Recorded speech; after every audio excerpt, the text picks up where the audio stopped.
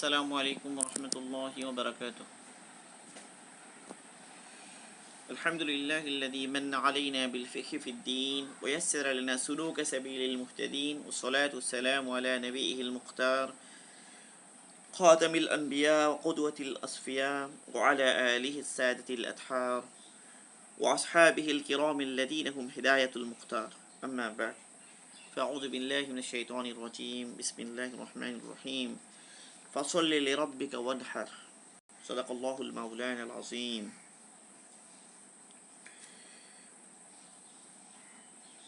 আল ফিকহুল মুয়াসসার এই কিতাবের উপরে এটি আমাদের তৃতীয় দর্স। আমাদের আলোচনা চলছে কিতাবুল উসহিয়া থেকে।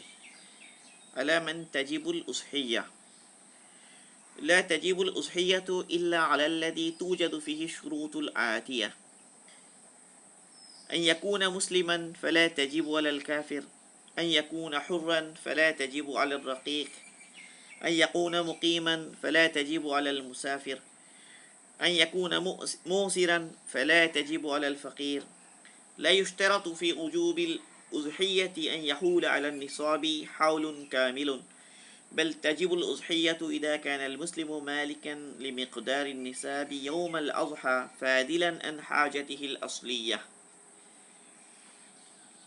ينشر نوبات على من تجب الأضحية، কার উপরে কোরবানি ওয়াজিব। আলা উপর, মান কার, তাজিবু ওয়াজিব হয়, আল উযহিয়াতু কোরবানি, কার উপরে কোরবানি ওয়াজিব হয়। লা তাজিবুল উযহিয়াতু ইল্লা আলাল্লাযী তুজাদু ফীহি শুরুতুল আতিয়া। লা তাজিবুল উযহিয়াতু, কোরবানি ওয়াজিব হয় না। লা না, তাজিবু ওয়াজিব হওয়া, আল উযহিয়াতু কোরবানি, কোরবানি ওয়াজিব হয় না ইল্লা কেবল, আলাল্লাযী ওই ব্যক্তির উপরে, তুজাদু ফিহি যার মধ্যে পাওয়া যায়, আশ-শুরুতুল আতিয়াতু নিচে বর্ণিত শর্তসমূহ, যার মধ্যে নিচে বর্ণিত শর্তসমূহ পাওয়া যায় তার উপরে, কেবল তার উপরেই কুরবানি ওয়াজিব হয়। আই ইয়াকুনা মুসলিমান, মুসলমান হওয়া, আই ইয়াকুনা হওয়া, মুসলিমান মুসলমান, ফালা তাজিবু আলাল কাফির, ফালা তাজিবু ওয়াজিব হয় না, আলাল কাফির কাফিরের উপর। আই ইয়াকুনা হুররান, আই ইয়াকুনা হওয়া, হুররান স্বাধীন, যে ব্যক্তি স্বাধীন তার উপরে কুরবানি ওয়াজিব হয়। ফালা তাজিবু আলার রাকিক, গোলামের উপরে, কৃতদাসের উপরে কুরবানি ওয়াজিব হয় না। আই ইয়াকুনা মুকিমান, মুকিম হওয়া, আই ইয়াকুনা হওয়া, মুকিমান মুকিম, ফালা তাজিবু আলাল মুসাফির, ওয়াজিব হয় না মুসাফিরের উপর।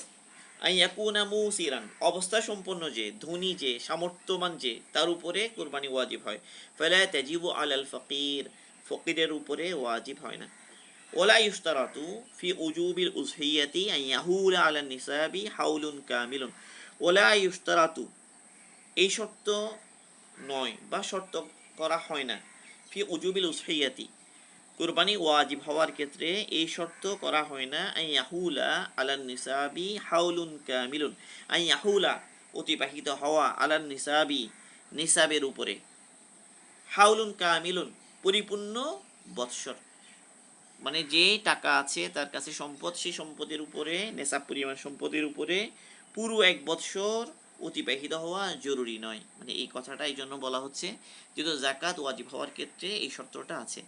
জাকাত ওয়াজিব ওই ব্যক্তির উপর হবে, কেবল নেশাব পরিমাণ সম্পদ এসে গেলেই জাকাত ওয়াজিব হয় না, বরং ওই ব্যক্তির ওই সম্পদ থাকা অবস্থায় ওই সম্পদের উপরে একটা পরিপূর্ণ বৎসর অতিক্রান্ত হওয়া লাগে, সেই শর্তটা কুরবানিতে নাই। তার মানে কেবল নেশাব পরিমাণ মাল থাকলেই কুরবানি ওয়াজিব হবে। এবারে বাল তাজিবুল উযহিয়াতু ইদা কানা আল মুসলিমু মালিকান লিমিকদারিন নিসাবি ইয়াউমাল আযহা ফাদিলান আন হাজাতিহিল আসলিয়াতি। বাল বরং, তাজিবু ওয়াজিব হবে, আল উযহিয়াতু কুরবানি, ইদা যখন, কানা আল মুসলিমু মুসলমান ব্যক্তি, কোনো মুসলমান ব্যক্তি হবে, মালিকান মালিক, লিমিকদারিন নিসাব নিসাব পরিমাণ সম্পদের মালিক, ইয়াউমাল আযহা কুরবানির দিনে, ফাদিলান অতিরিক্ত, আন হাজাতিহিল আসলিয়াতি তার মৌলিক যে প্রয়োজন রয়েছে সে প্রয়োজনের থেকে অতিরিক্ত সম্পদ যখন তার মধ্যে থাকবে তখনই তার উপরে ওয়াজিব হবে। তাহলে এখানে মোটামুটি কার উপরে কোরবানি ওয়াজিব হয় সেই শর্তগুলো বলা হচ্ছে। আচ্ছা, এখান থেকে একটা বিষয় বোঝার যে ইসলামে সম্পদ সম্পদ থাকা না থাকার ভিত্তিতে মানুষ হলো 4 প্রকার। এক প্রকার মানুষ যার কাছে মালে নামি আছে, শব্দগুলো খেয়াল করতে হবে, মালে নামি মানে বর্ধনশীল সম্পদ। এই বর্ধনশীল সম্পদ বলতে 4 ধরনের সম্পদকে বোঝায়: স্বর্ণ, রূপা, নগদ টাকা, ব্যবসার মাল। এই 4 ধরনের সম্পদ যদি নেশাব পরিমাণ হয়, নেশাব বলতে ওই 52.5 তোলা রূপা অথবা 7.5 তোলা স্বর্ণ, এতটুকু পরিমাণ সম্পদ যদি কারো কাছে থাকে, তাহলে এটাকে বলা হয় মালে নামি। এই 4 ধরনের সম্পদ কেবল স্বর্ণ, রূপা, নগদ টাকা, ব্যবসার মাল, এই 4 ধরনের সম্পদই আছে। সেই ধরনের সম্পদ যদি নিসাব পরিমাণ হয়, তার উপর জাকাত ওয়াজিব হবে। এটা একটা স্তর, এক ধরনের মানুষ সম্পদের দিক দিয়ে। দ্বিতীয় নাম্বার হলো যার কাছে মালে নামি, যেটা বললাম এই 4 ধরনের সম্পদ, সেই সম্পদ হয়তো নিসাব পরিমাণ নাই, কিন্তু এটি ছাড়া অন্য অন্য সম্পদ, অন্য যে সম্পদগুলো আছে সেই সম্পদগুলো তার মৌলিক চাহিদা, মৌলিক প্রয়োজন, তার স্বাভাবিক যে খরচ, স্বাভাবিক যে মৌলিক যে খরচ, সেগুলোর থেকে অতিরিক্ত ওই সম্পদের পরিমাণ, সেটাকে মালে নামি, গায়রে না মালে নামি মানে মালে নামি নয়, ওই 4 ধরনের সম্পদ নয়, অন্য সম্পদ, ধরা যাক জমি, ধরা যাক দোকান, ধরা যাক অন্য অন্য সম্পদ যেগুলোর উপরে জাকাত ওয়াজিব হয় না, কিন্তু সেই সম্পদের পরিমাণও ওই 52.5 তোলা রূপা অথবা 7.5 তোলা স্বর্ণের সম পরিমাণ। তাহলে এই ব্যক্তির উপরেই, এই ব্যক্তির যে সম্পদ আছে এটা মালদারের আরেকটা শ্রেণী, সম্পদশালী ব্যক্তির আরেকটা শ্রেণী, দুইটা শ্রেণী হলো। 3 নম্বর, সম্পদ থাকার ক্ষেত্রে আরেক ধরনের মানুষ আছে যার কাছে শুধুমাত্র 24 ঘন্টার খাবার মজুদ আছে, মানে একদিনের খাবার মজুদ আছে, সেই ধরনের ব্যক্তি, এটা হলো 3 নাম্বার। 4 নাম্বার, যার কাছে এক ধরনের মানে একদিনের সম্পদও, একদিনের খাবারও যার কাছে মজুদ নাই, সে হলো আরেক স্তরের। তাহলে এই 4 ধরনের মানুষের ক্ষেত্রে সম্পদের দিক দিয়ে মালের হিসাবে তার উপরে হুকুম 4 প্রকার। এক হলো যে ব্যক্তি একদম একদিনের খাবারও যার কাছে নাই মজুদ, সেই ব্যক্তির জন্য সওয়াল করা যায়, সে অন্যের কাছে ভিক্ষা করতে পারবে, সওয়াল করতে পারবে, অন্য যে জাকাত দেয় তার কাছে গিয়ে চাইতে পারবে যে আমাকে জাকাত দেন, আমি আমার এই প্রয়োজন পূরণ করেন, এটা সে করতে পারবে। কিন্তু যার কাছে, এটা হলো এক স্তরের, তাহলে সে জাকাত তার জন্য নেওয়াটা জায়েজ, তাকে জাকাত দিলে জাকাত আদায়ই হবে, আবার সে চেয়ে নিতে পারবে। দ্বিতীয় স্তর, যার কাছে একদিনের খাবার মজুদ আছে, কেবল একদিনের খাবার মজুদ আছে, এর চাইতে বেশি আছে আর কি, সেই ব্যক্তিকে জাকাত দিলে জাকাত আদায় হবে, সেই ব্যক্তির জন্য জাকাতের টাকা নেওয়াও বৈধ হবে, কিন্তু তার জন্য সওয়াল করা বৈধ নয়, সে চাইতে পারবে না আমাকে দেন, এই কথা সে বলতে পারবে না, এটা বলা তার জন্য জায়েজ নেই। এটা হলো দ্বিতীয় স্তর। তৃতীয় স্তর হলো যার কাছে গায়রে নামি সম্পদ আছে। গায়রে নামি বলতে আমরা বোঝাচ্ছি ওই যে জাকাত ওয়াজিব হয় যে 4 ধরনের মাল, সেই 4 ধরনের মাল কি নাই, নিসাব পরিমাণ নেই, কিন্তু কিন্তু অন্য সম্পদ, ধরা যাক জমি, ধরা যাক বাড়ি আছে 2টা বা 3টা, যেগুলোর উপর এমনিতে কি আসে না, জাকাত আসে না। তারপর তার কাছে অন্য বিভিন্ন ধরনের দামি, ধরা হীরা আছে, ধরা যাক হীরার উপর কিন্তু জাকাত আসে না, কিন্তু হীরার মালিক সে। ধরা যাক সে আরো অন্যান্য সম্পদ তার আছে, পুকুর আছে, বাগান আছে, তারপর অন্যান্য যেগুলো, সেই সমস্ত সম্পদগুলো আছে নিসাব পরিমাণ এবং তার স্বাভাবিক মৌলিক যে খরচের চাইতে অতিরিক্ত। এই মৌলিক খরচটা কি, এটা আমরা একটু পরে আলোচনা করছি। মানে মৌলিক, এই যে হাজাতুল আসলিয়া যেটাকে বলা হচ্ছে, হাজাতুহুল আসলিয়া, তার মৌলিক প্রয়োজন, মৌলিক জরুরত, সেটা কি, সেটা একটা সংজ্ঞা আছে, সেটা আমরা একটু পরে বলছি। তাহলে এতটুকু যার আছে তার উপরে কতগুলো হুকুম আসবে। এক হলো তার উপরে কোরবানি ওয়াজিব হবে, তার উপরে সদকাতুল ফিতর ওয়াজিব হবে, তার এবং তার অধীনস্থ নাবালেগ যে সন্তান তাদেরও সদকাতুল ফিতর তাকে দিতে হবে, এটাও তার উপর ওয়াজিব হবে। এমনকি তার অধীনে যদি গোলাম থাকে, বাঁধি থাকে, তাদেরও সদকাতুল ফিতর তাকে দিতে হবে। তাহলে একটা হলো কোরবানি ওয়াজিব হবে, 2 হলো তার উপর সদকাতুল ফিতর ওয়াজিব হবে, 3 হলো যদি হজে গিয়ে আসার খরচ এই পরিমাণ সম্পদ যদি থাকে, তাহলে এই ব্যক্তির উপর হজও ফরজ হবে। 3টা গেল। 4 নাম্বার, আমরা কটা বললাম? 3টা বললাম। 4 নাম্বার হলো সে যদি তার একদম নিকট আত্মীয়, রক্ত সম্পর্কের আত্মীয়, যাদের কাছে সামর্থ্য নেই, মাজুর, হয়তো কেউ আছে যে মাজুর, কাজ করে খেতে পারে না, এই ধরনের যারা আছে তাদের ভরণ পোষণও তার উপর ওয়াজিব হবে। হ্যাঁ, যদি যেমন ধরা যাক যে তার এমন আত্মীয় যে তোর দাদা দাদি, বাবা মা, ভাই বোন, একদম কাছের আত্মীয় যারা, এদের কাছে সামর্থ্য নাই। এক হলো সামর্থ্য নাই, দুই হলো শারীরিক সামর্থ্য নাই, আর্থিক সামর্থ্য নাই, শারীরিক সামর্থ্য নাই, অন্যের মুহতাজ তারা। এবং তাদের ভরণ পোষণ কী করবে? এই ভরণ পোষণটা শরীয়ত ওয়াজিব করেছে ওই মালে গায়রে নামি যে নিসাব পরিমাণ আছে যার, তার উপরে ওয়াজিব হবে তাদের ভরণ পোষণ দেয়া। তাহলে এটা একটা গেল।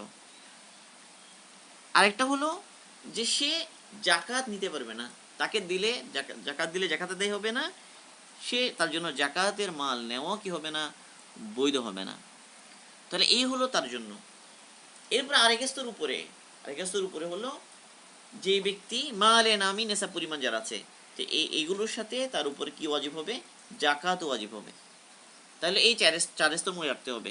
যার কাছে মালে নামি সম্পদ আছে, এই মালে নামি সম্পদ যেটা বললাম যে স্বর্ণ, রূপা, নগদ টাকা, ব্যবসার মাল, ওই 2 নেশাবের যে কোনো এক নেশাব যেটা তার জন্য প্রযোজ্য হয়, এটা তো জাকাতের আলোচনায় আসবে।